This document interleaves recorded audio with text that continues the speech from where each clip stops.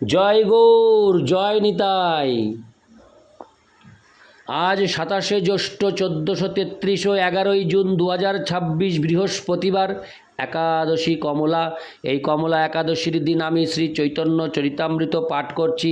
আজ আমি পাঠ করছি শ্রী চৈতন্য চরিতামৃতের মধ্যলীলা দ্বিতীয় খণ্ড, পঞ্চদশ পরিচ্ছেদ, সার্বভৌম ভট্টাচার্যের গৃহে শ্রী চৈতন্য মহাপ্রভুর প্রসাদ সেবার শ্লোক 164 থেকে 178। অচ্যুতম কেশবম কৃষ্ণ দামোদরম রামনারায়ণম জানকী বল্লভম। শ্লোক 164 থেকে 165। এত শুনি মহাপ্রভুর চিত্ত দ্রবিলা, অশ্রু কম্প স্বরভঙ্গে কহিতে লাগিলা, তোমার বিচিত্র নহে, তুমি সাক্ষাৎ প্রহ্লাদ, তোমার উপরে কৃষ্ণের সম্পূর্ণ প্রসাদ। শ্লোকার্থ।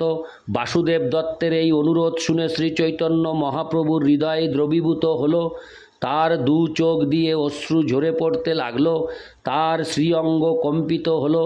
ভগ্ন স্বরে তিনি বলতে লাগলেন, তোমার পক্ষে এমন কথা বলা বিচিত্র নয়, কেননা তুমি সাক্ষাৎ প্রহ্লাদ, তোমার উপর শ্রীকৃষ্ণের সম্পূর্ণ কৃপা রয়েছে। ইতি শ্লোক 164 থেকে 165।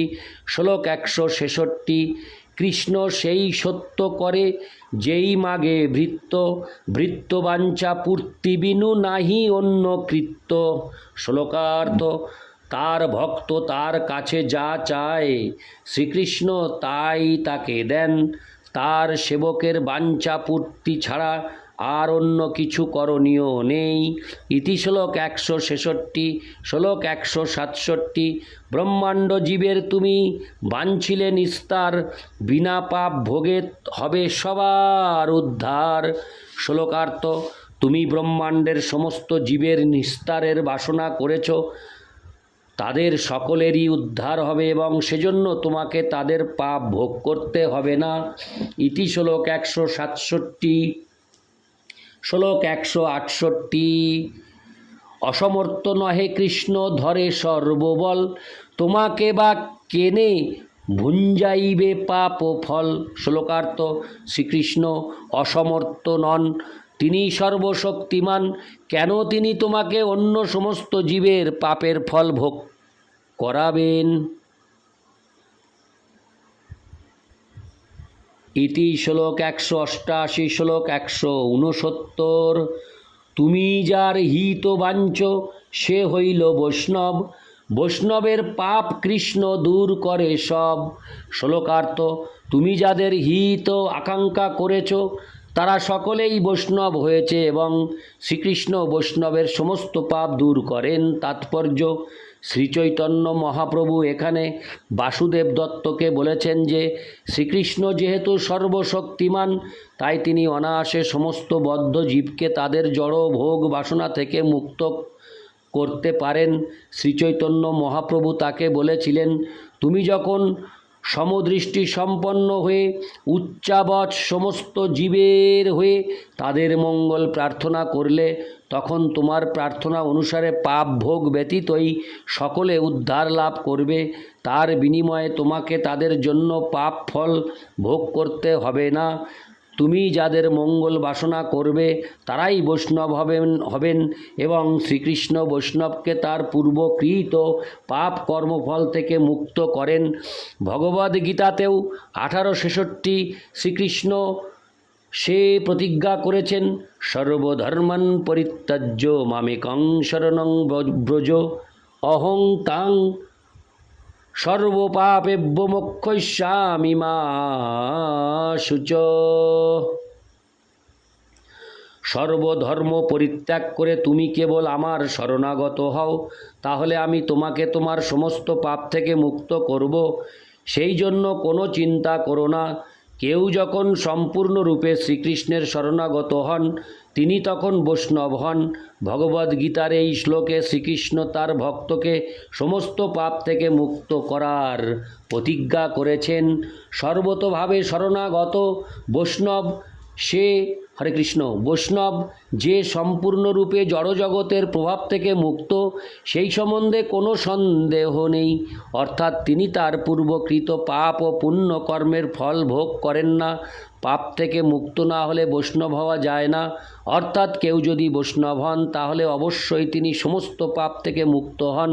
পদ্মপুরাণে বলা হয়েছে, অপ্রারব্ধ ফলং পাপং কুটং বীজং ফলোন্মুখম ক্রমেণৈব প্রলীয়েত বিষ্ণু ভক্তি রতাত্মনাম।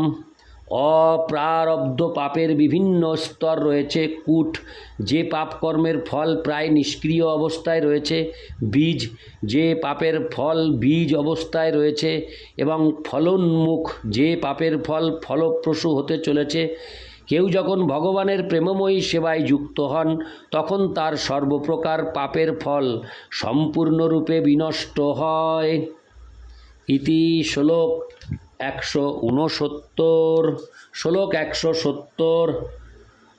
যস্তীন্দ্র গোপো মথোবেন্দ্র মহো সকর্ম বন্দানুরূপ ফলো ভাজনো মাত নতি কর্মাণি নির্দোহতি কিন্তু চ ভক্তি ভজাং গোবিন্দমাদি পুরুষং তমহং ভজামি।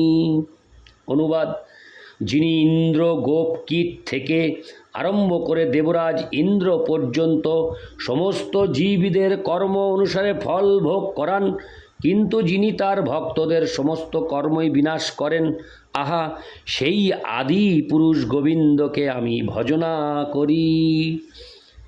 তাৎপর্য: শ্লোকটি ব্রহ্মসংহিতা 5:54 থেকে উদ্ধৃত। ইতি শ্লোক 170। শ্লোক 171। তোমার ইচ্ছা মাত্রে হবে ব্রহ্মাণ্ড মোচন, সর্বমুক্ত করিতে কৃষ্ণের নাহি কিছু শ্রম।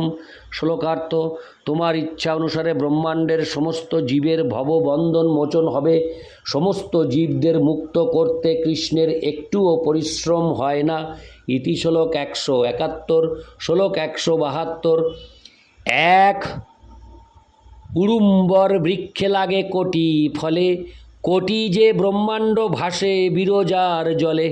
শ্লোকার্থ: উড়ম্বর গাছে যেমন কোটি কোটি ফল ফলে, তেমনি কোটি কোটি ব্রহ্মাণ্ড বিরজার জলে ভাসছে। তাৎপর্য: জড়জগৎ এবং চিৎজগতের মাঝে বিরজা নদী, তার পরপারে জ্যোতির্ময় ব্রহ্মধামের দ্বারা মণ্ডিত সবিশেষ বৈকুণ্ঠ ধাম এবং অপর পারে জড় জগৎ। বিরজা নদীর এই পারে কারণ সমুদ্রে অসংখ্য জড় ব্রহ্মাণ্ড ভাসমান। প্রাকৃত জগতে ত্রিগুণ বর্তমান এবং বিরজা নদীতে প্রকৃতির 3টি গুণের সাম্য অবস্থা বিরাজমান। ইতি শ্লোক 172। শ্লোক 173।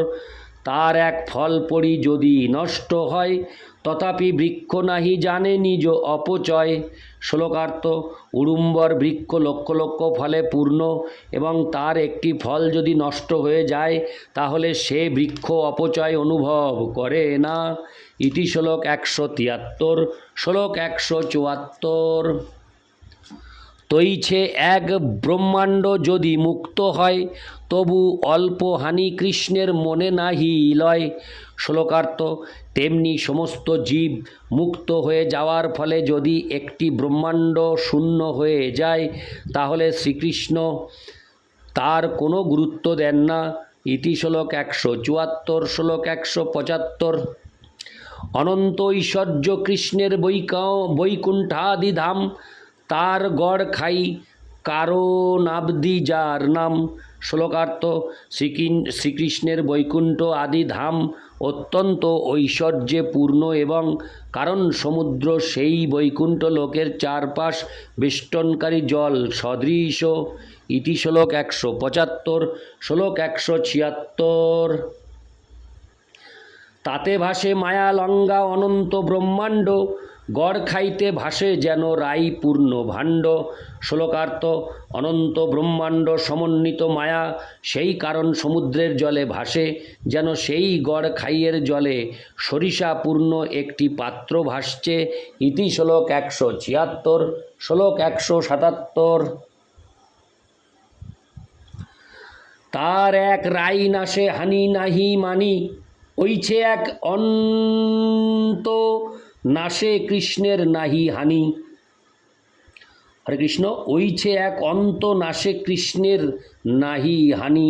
শ্লোকার্থ: সেই লক্ষ লক্ষ সরিষা দানা থেকে যদি একটি সরিষা দানা নষ্ট হয়ে যায় তাহলে সেটিকে কোনো ক্ষতি বলে মনে হয় না। ঠিক তেমনি একটি ব্রহ্মাণ্ড নষ্ট হয়ে গেলে শ্রীকৃষ্ণ তাতে ক্ষতি বলে মনে করেন না। ইতি শ্লোক 177। শ্লোক 178। সব ব্রহ্মাণ্ড সহ যদি মায়ার হয় ক্ষয়, তথাপি না মানে কৃষ্ণ কিছু অপচয়। শ্লোকার্থ: একটি ব্রহ্মাণ্ডের কি কথা, সবকটি ব্রহ্মাণ্ড সহ যদি মায়ারও ক্ষয় হয়ে যায় তাহলেও শ্রীকৃষ্ণ তাতে ক্ষতি বলে মনে করেন না। ইতি শ্লোক 178। অচ্যুতম কেশবম কৃষ্ণ দামোদরম রামনারায়ণম জানকী বল্লভম। জয় গৌর, জয় নিত্যানন্দ।